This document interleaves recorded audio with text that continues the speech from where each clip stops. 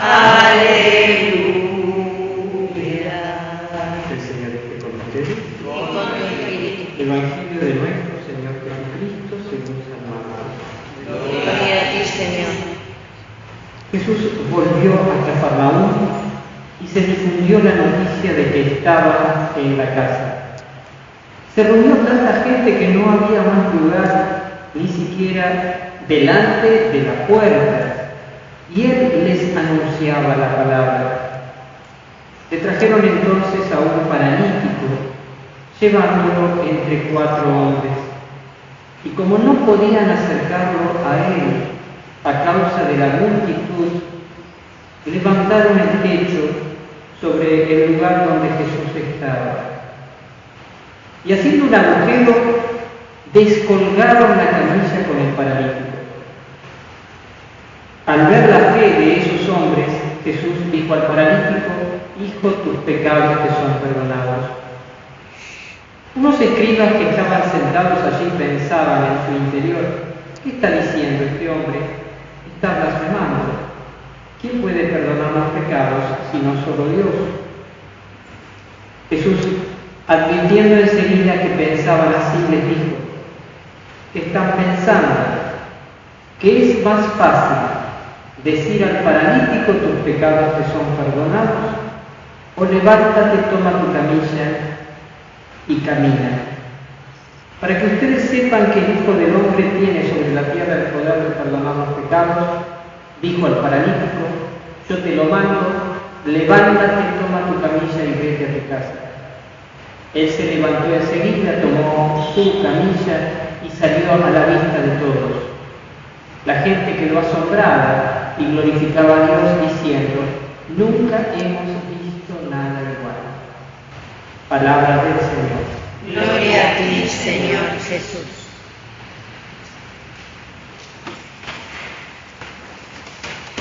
Bien, hay un viejo dicho que dice: Vox populi, Vox Dei. Y recién escuchamos un texto en donde Vox populi no es Vox Dei. Al contrario, fíjense que muchas veces hay procesos comunitarios sociales de ceguera, movidos por un espíritu de ceguera frente a la voluntad de Dios y frente al bien. Ustedes saben, por ejemplo, que Hitler llegó al poder en Alemania por elecciones legítimas. No es que hizo un golpe de Estado, pero hubo un proceso de ceguera voluntaria o accidental, eso solo Dios lo sabe, por el cual todo un pueblo le dio su voto a un tirano, a pesar de que ya había dado señas de que era un tirano. Esto es interesante. Dice el padre José Antonio Portea al respecto, que él no duda de que ese proceso por el cual Hitler llegó al poder fue un proceso o un movimiento social favorecido por el infierno. Además, él dice: la ideología nazi es un calco de la ideología que rige en los infiernos. Pero dicho esto, quiero ir al tema del texto de hoy. Fíjense cómo surge la monarquía en Israel. ¿Cuál era el sistema que gobernaba Israel hasta ese momento? Algunos lo llaman la anfictionía. No había monarquías, había una liga tribal, tribus, 12 tribus, vinculadas por una alianza por la cual cada tribu tenía su autonomía, y en el caso de haber un ataque exterior, todas las tribus colaboraban brindando sus hombres de guerra para la común defensa. Pero no había un monarca ni un ejército, había tribus regidas por quiénes, por ancianos, en algunos casos por jueces que tenían una potestad no solo judicial sino también real de gobierno. Un momento en el cual de copiar modelos foráneos. Fíjense qué interesante. Al final de todo este relato van a decir: habrá un rey sobre nosotros y así seremos como todas las demás naciones.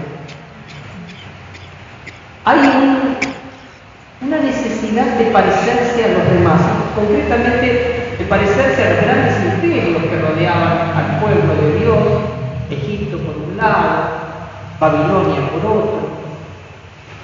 Una necesidad de copiar modelos de organización política que no correspondían a la cultura propia del pueblo de Dios. Pero no solo hay un espíritu, por decirlo así, de copia, hay también una necesidad de defensa. Dice: nuestro rey nos juzgará, está bien, saldrá al frente de nosotros y combatirá en nuestros combates. Las dos cosas que aquí se dice tienen que ver con la seguridad.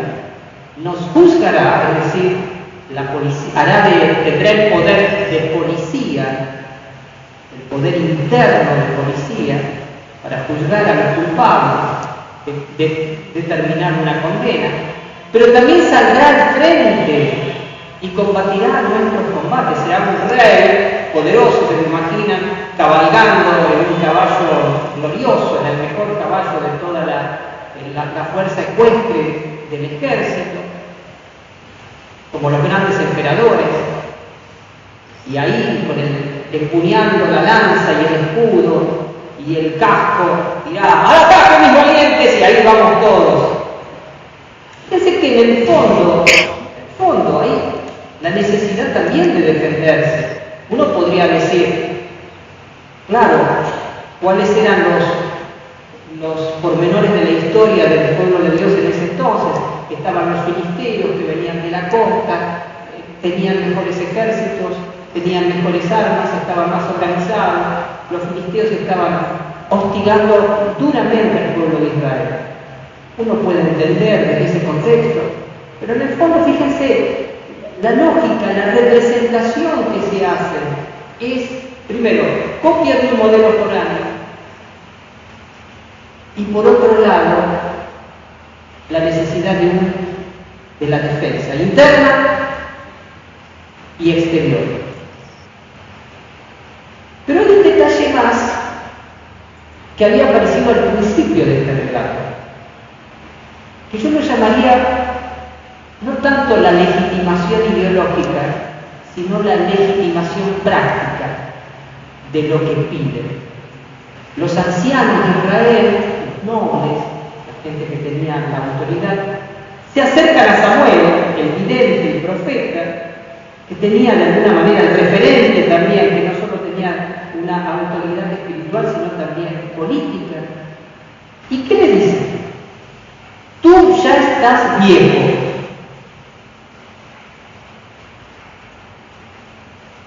Tú ya estás viejo. Y le dicen otra cosita más.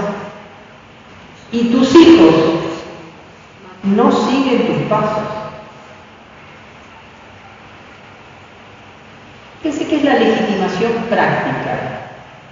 Es la cocina, no es el sueño, no es la idea rectora, no es la concreción del Estado que quieren realizar. Es la situación concreta que está sucediendo, que hace que esa idea nueva, tal vez foránea del Estado, adquiera oportunidad. Adquiera oportunidad. ¿Viste?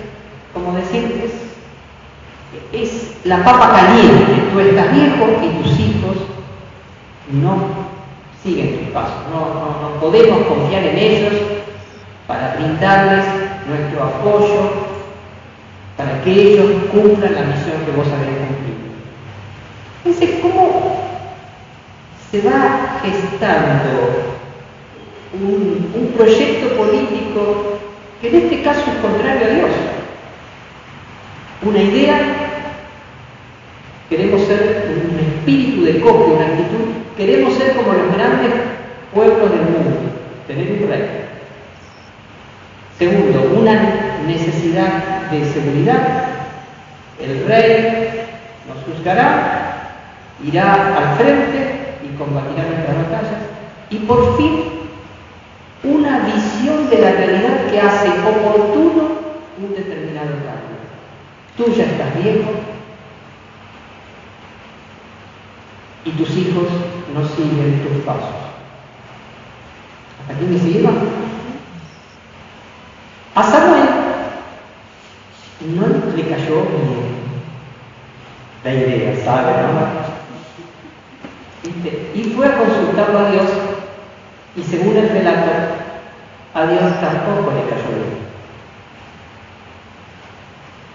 Le dijo Samuel, tranquilo, tranquilo. No es a vos a quien están rechazando, es a mí a quien están rechazando. Para que ya yo no reine sobre Israel. Entonces, vas a ir y les vas a decir el derecho del rey. O sea, yo quiero un rey bien, que sepan el derecho del rey, o sea, que sepan lo que significa pasar de la anfitrionía a la monarquía. Le vas a decir los derechos que él adquirirá, el Estado que él va a construir con funcionarios, con ministerios, con ejércitos, con medios de subsistencia, y le habla de 6 acciones que expresan el derecho del rey. Casi todas las acciones suponen que el rey va a tomar, va a quitar del pueblo. El rey va a quitar del pueblo. No es que el rey va a servir al pueblo, el rey va a, antes de servir, se va a forrar bien. Son 6, escuchen. Primero, tomará a los hijos de ustedes, lo que primero que va a tomar es a sus hijos, y los destinará a sus carros de guerra y a su caballería. O sea, va a tomar sus hijos como soldados. Y ellos correrán delante de sus carros. Fíjense qué interesante. Los israelitas se imaginaban que el rey iba a ir al frente. Él irá al frente. ¿Y qué le dice Samuel? ¿Por qué no abrís bien esa ventana que se está golpeando? ¿Qué le dice Samuel? No es él el que va a ir al frente. Son los hijos de ustedes los que van a ir al frente como carne de cañón. A sus hijos, ustedes querían tenerlos sanos y salvos. Él los va a tomar como soldados. Como soldados. Además, los empleará como agentes, soldados ya militares, jefes de 1000 y de 50 hombres. Les hará cultivar sus campos, recoger sus cosechas, fabricar sus armas de guerra y los arneses de sus carros. Primera acción, tomará a sus hijos. Segundo, ¿se va a conformar con tomar a los hijos? No. Tomará a las hijas de ustedes como perfumistas, cocineras, panaderas. Tercero, les quitará a ustedes los mejores campos, viñedos y olivares para dárselos a sus servidores. Tan bonito para los muchachos de...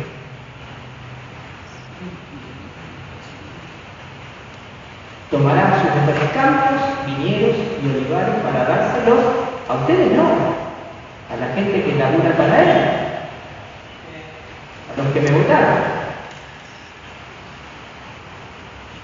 Cuarto, exige, o sea, está quitando todo.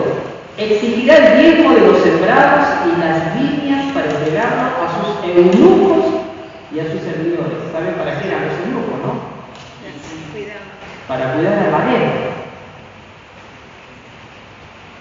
Quinto, les quitará sus mejores esclavos, sus bueyes y sus asnos para emplearlos en sus propios trabajos. Sexto, exigirá el diezmo de los rebaños, y ustedes mismos que piden el rey serán esclavos del rey. No sé si son seis derechos nombrados a propósito, pero son 6. Fíjense que en el fondo de lo que está hablando acá es justamente de constituir un gran Estado, porque de eso se trata, constituir un Estado, pasar de la anfitrionía, donde no había prácticamente Estado, a una monarquía donde hay un Estado bien. Samuel les cuenta esto a los nobles y al pueblo, y dice, no, igual nosotros queremos ver. Porque queremos ser como los demás, porque el rey va a ir delante de nosotros, porque combatirá nuestra batalla. Y Samuel va a ver a Dios y le dice, bueno, ¿qué hacemos? ¿Qué bueno? Acordate, no es a ti a quien rechazar, es a mí. Es que pensaba cuántas cosas uno puede como entender en esta hoja de la dinámica del Estado, por ejemplo, de cómo a veces se manipulan las ideas rectoras de un pueblo en función de lograr aceptación. Generalmente hay que desconfiar de toda agenda constituida a partir de una urgencia o de una prisa. Tú ya estás viejo y tus hijos no siguen tus pasos. Cuando se trata de cuestiones sociales, el gran factor manipulador ha sido y será siempre una urgencia, una prisa, un miedo, una papa caliente.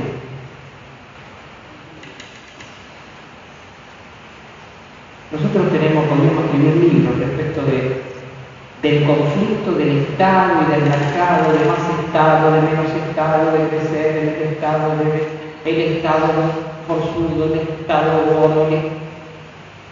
Podríamos escribir un libro de toda la ciencia política trucha que nos han intentado inocular y que aún nos intentan inocular. Por un lado y por otro también. Por eso, el creyente, ¿qué tiene que conservar? Fundamentalmente la certeza de la realeza de Dios sobre nuestra vida. Porque cuando Dios deja de reinar, nos volvemos vulnerables a las manipulaciones de los que pretenden ocupar su lugar.